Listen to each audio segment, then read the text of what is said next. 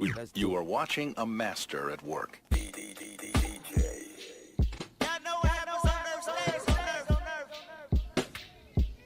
This shit called drones.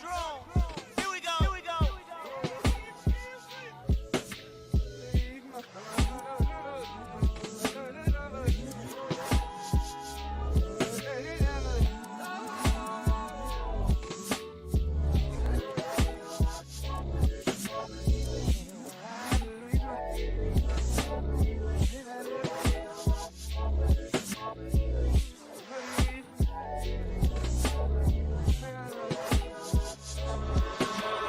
Smoking, watching movie, joking with the young and goofy. Scrolling through his phone and seen a Cuban link that's worn by Gucci.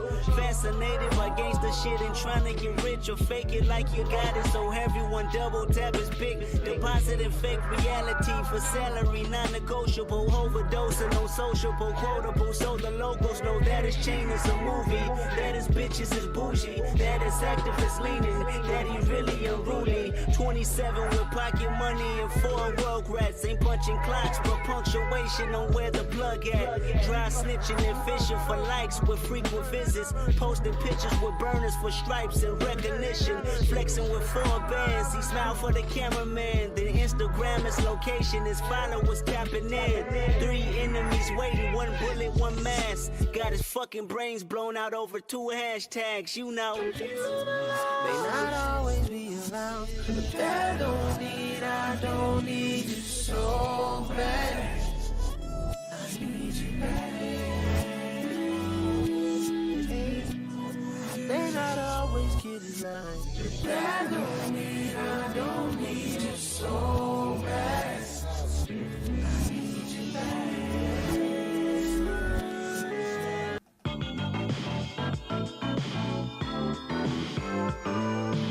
It's the mob, not the wop. What's going on, good people?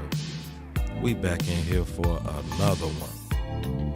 This is the 5th episode of Mob Talks. Today we're gonna go a little bit deeper into the theme that we've been covering the last 3 weeks.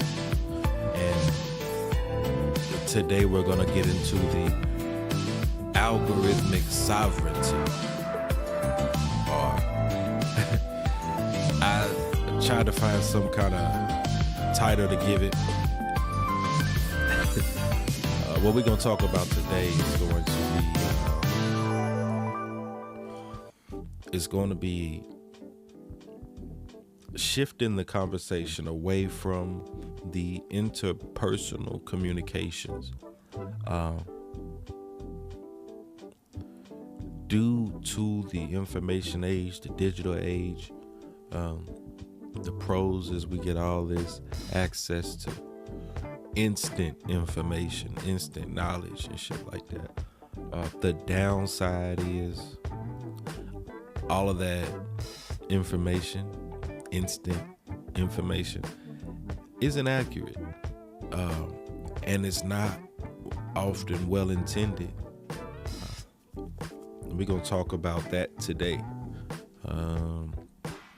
How algorithms prioritize information that confirms biases or just deepens or pushes you deeper into the state of your echo chamber, if you will. So we're going to talk about what this architecture has become, identifying these aspects of it, and then we're going to conclude with a few tools you can use to combat that. But for too long, public conversation has been stuck arguing about 2 things: the weakness in our arguments and the weakness in ourselves. But this episode posits a necessary, chilling truth. Both of those are now secondary challenges. The profound fragmentation we see today, the breakdown of trust, the shouting across the void, it's not primarily a failure of individual character or communication skills. It's a catastrophic failure of architecture itself. The digital systems we rely on every day have taken our most ancient human weaknesses and they've scaled them, weaponized them, and turned them into profit. We've been pushed past the point where good faith conversation is even possible. To face the scale of this crisis, we must first remember the basic components the system is built to exploit. We started by defining manipulation as the external application of logical fallacies, which are flawed arguments designed specifically to persuade and hijack rational thought. These are the verbal tricks used in media and political messaging. We saw the circular reasoning of begging the question, where you argue for something using grounds equivalent to the claim itself. We studied the shortcuts like arguing from ignorance or claiming something is true because its opposite hasn't been disproven.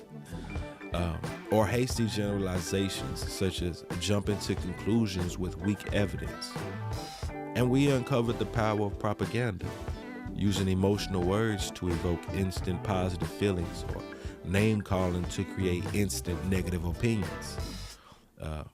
Always bypassing rational assessment. These flawed inputs, these manipulative tools, are exactly what the digital architecture has become ruthlessly efficient at identifying and rewarding. So the discussion then moved inward. We established that humans don't debate objective reality. We debate our subjective, biased versions of it. Speedboat, what it do? The primary vulnerability is simple: confirmation bias. That pervasive, almost biological urge to only see, only believe, and only listen to the information that reinforces what we already know to be true.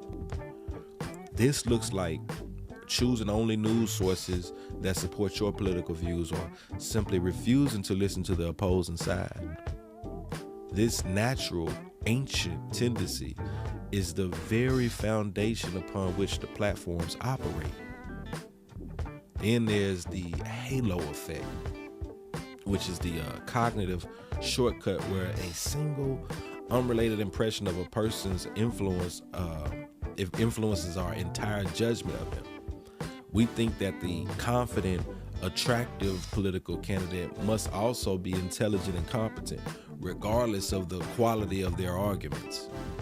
This constant error in judgment allows personality and intensity to override logic and substance.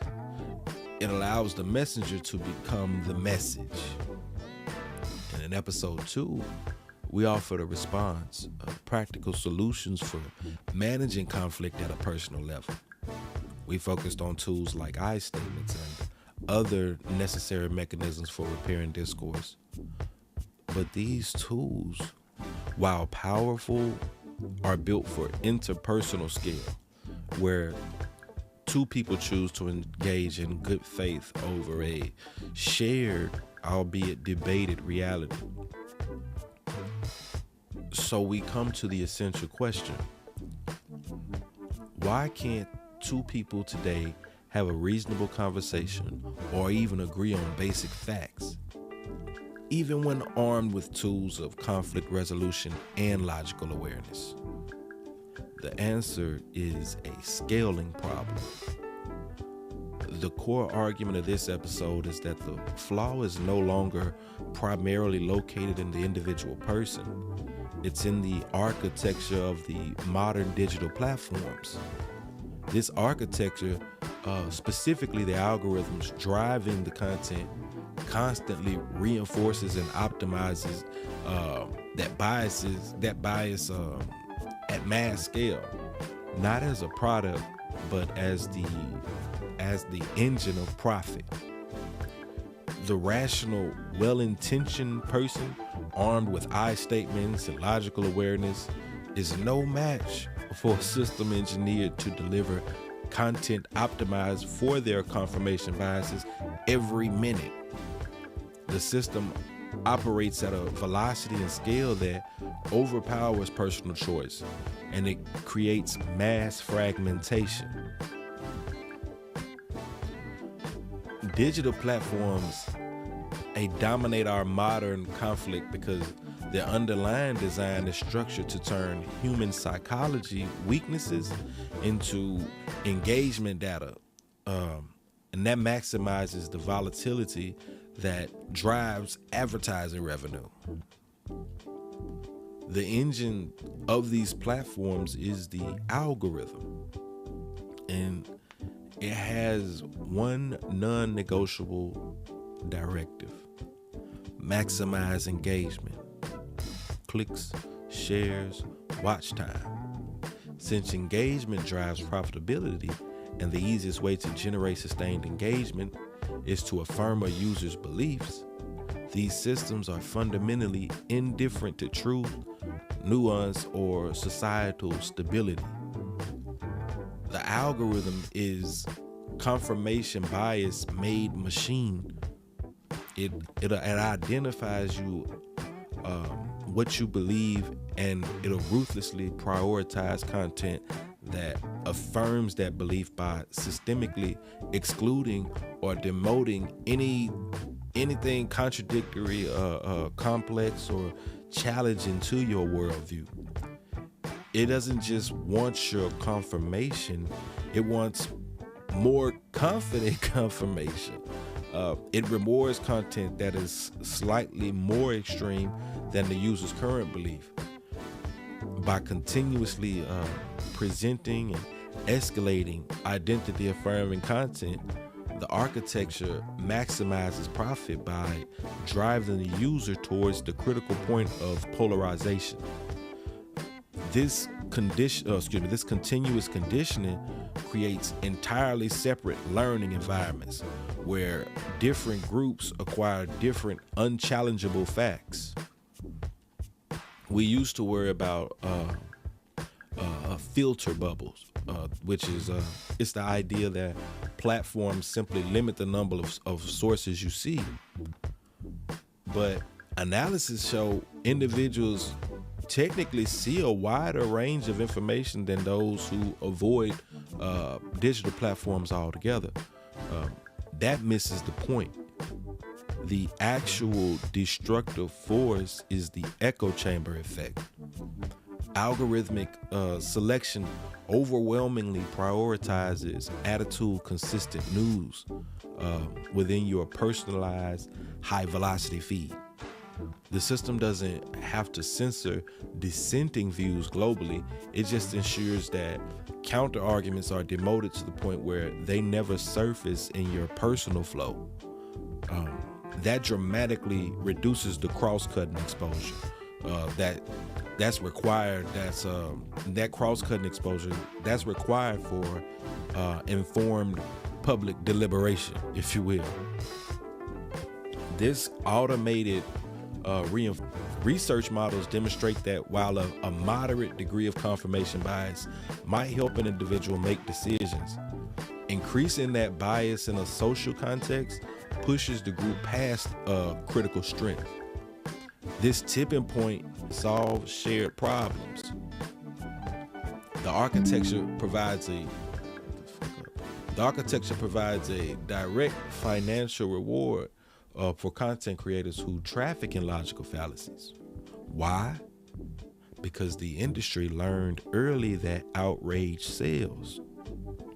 Content that provokes immediate, powerful emotions like anger, fear, or disgust is easier and way more profitable than offering insight. Algorithms are highly proficient at detecting high emotion and ranking the results and serving that content broadly. And that creates this spiral where creators are continuously chasing escalating extremes for visibility. We're not going to be doing that. The system is optimized for speed, generating a market where objective truth can compete economically with sensationalism. Studies quantify this catastrophic trade-off. Emotionally driven misinformation spreads up to 6 times faster than verified, nuanced news. Since the system's core incentive is propagation speed, it requires a state of high emotional arousal among its users. The consequence is a society conditioned to prioritize instant emotional reaction over slow, rational thought. The algorithm guarantees the rise and amplification of digital influence with charismatic and often aggressively intense voices, regardless of their factual rigor. This systemic amplification weaponizes that halo effect we was talking about. This system, it exploits this bias by encouraging the audience to transfer perceived positive qualities like confidence, speed, or certainty to the argument itself.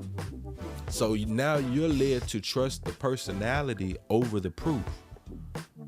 By amplifying emotionally engaging personalities, the system systematically devalues true subject matter, expertise, and slows objective analysis, and that erodes the necessary authority of knowledge. The structural conflict driving societal fragmentation lies in the direct, irreconcilable friction between the platform's business goals and our civic necessity. The societal need for factual diversity and stability directly reduces the profit derived from maximizing user engagement. Beyond easily identifiable hate speech, platforms must contend with fear speech, which is messages centered on warning or alarm that provoke panic and heighten suspicion, particularly about particular groups, without overt aggression.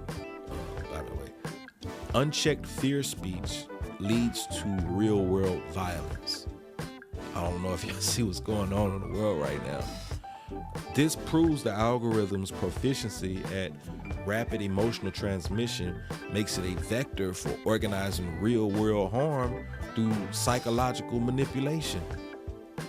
The platform structure, by design, externalizes the damage onto us through polarization, instability, etc., while internalizing the profits derived from high engagement volatility. So, I want to introduce you guys to Sunshine Baby. What's going on? I want to introduce y'all to the concept of 3% solutions. So, minor achievable design tweaks are technically viable methods to shift incentives away from the inflammatory, engagement-driven posts. These solutions include shifting the focus from content quantity, which focuses on engagement, to content quality by asking users to rate the substance of what they see or hear. These kinds of changes can influence behavior significantly by tilting the playing field toward healthier interactions.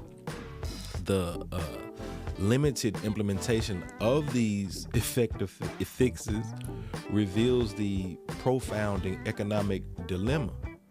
The platform's choice not to fully implement changes that would reduce the highly profitable flow of toxic content is a passive but potent political act that favors volatility and extremism. The technological War Chief, what's going on? What's going on, Jumpy? The technological fragmentation we've detailed does not stay digital. It translates directly into pathological societal behavior, explaining exactly why our fundamental tools for conflict resolution fail on a mass scale. The relentless algorithmic reinforcement of in-group confirmation bias leads directly to the formation of highly defensive, isolated political camps, what we see in what we'll call political tribalism.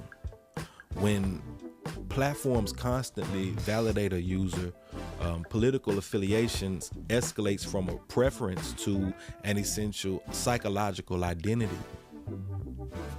When identity and position merge, conflicts shift from a disagreement over policy to an attack on selfhood, or making compromises psychologically unbearable. Now, within these digital tribes, pressure for ideological purity becomes immense. Intellectual flexibility, or the necessary practice of acknowledging an opponent's valid counterpoint, is no longer seen as honest. Instead, it's interpreted as tribal betrayal. So if you post a nuanced argument, it's ignored with low engagement, or violently attacked by your own in-group as an act of capitulation. This ensures that the moderate voices receive only negative feedback, and it accelerates the shift toward the radicalization or silence, which we see both sides of that spectrum high today. Excuse me. To enforce rigid groupthink, these digital tribes rely heavily on online shaming as a regulatory mechanism. This process involves exposing content followed by aggressive displays that include insults, threats, and frequently the distribution of personally identifiable information as a means of condemnation or punishment. As I say this, I'm sure y'all can think of a lot of individuals in this YouTube space who are guilty. But the pervasive fear of being shamed or socially ostracized enforces this rigid group narrative. The punitive system guarantees that the most extreme and dogmatic voices control the internal narrative of the tribe, preventing any natural moderation or correction. The most profound outcome of the algorithmic architecture is that it systematically eliminates the necessary precondition for collective conflict resolution, a shared factual foundation. Personalized algorithms guarantee that two people now inhabit fundamentally different informational universes. Polarization extends far beyond the differing opinion. It includes fundamentally different perceptions of a fact-checkable reality. Different political groups hold divergent perceptions regarding basic economic indicators, facts about inequality, and the fundamental validity of public policies. The crisis is one of structural gridlock. The architectural design guarantees that mass conflict is intractable by definition. So the toolkit for interpersonal conflict resolutions, as we discussed, the I statements or the active listening, is functionally useless in this scaled environment. How can two parties compassionately manage a disagreement over policy when they can't even agree on whether the foundational facts supporting the existence of the problems are real? The fight stops being about, it never even becomes about the solution.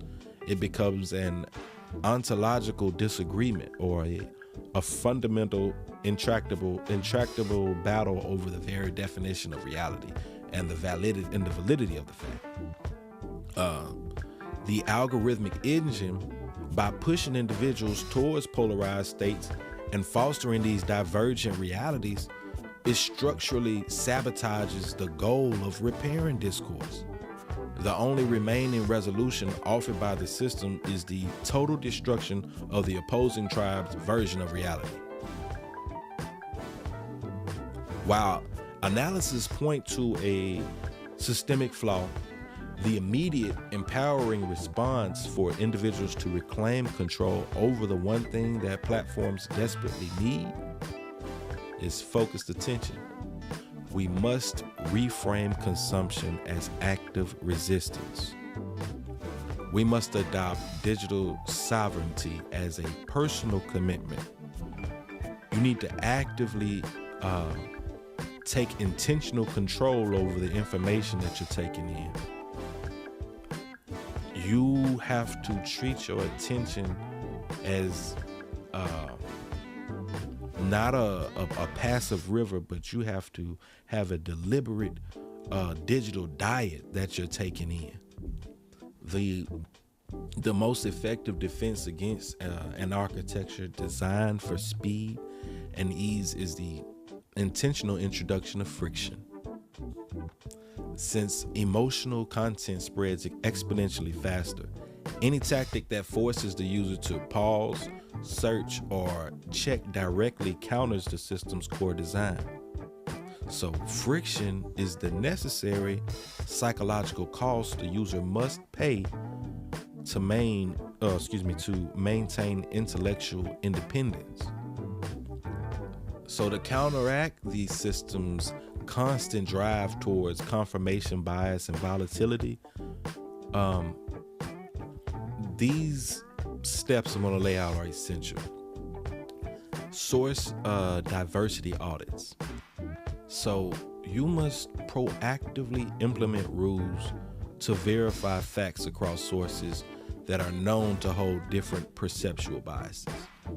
News organizations use auditing processes to identify gaps and underlying biases, and we must apply that same rigor to our own personal consumption. This intentional manual effort is necessary to override that algorithmic loop. Next is the hate follow principle, and it's a strategic counterflow. So this is the you'll intentionally follow high quality, reputable sources that can articulate well-reasoned, principled counter arguments to your own existing beliefs. And you're doing this not to expose yourself to like outrage, but you want to seek content that productively challenges your beliefs. That's how you break out of that automated confirmation loop. And the last I'm gonna give you is a tactical platform usage. Users must leverage platform tools to bypass the engagement algorithm. These include using tools to block comment sections or manually muting inflammatory keywords to clean up online conversations. This intentional delay redirects your most valuable commodity, which is focused attention, away from revenue generation and towards personal understanding. The platform architecture is The platform architecture is designed to fragment and destroy focused attention. The very thing required for complex, nuanced thought. The essential antidote to algorithmic speed is therefore human depth. Slow journalism. We need to champion slow media. So slow media or slow journalism is the necessary cognitive resistance. It's deliberately taking a breath from the constant rush of breaking news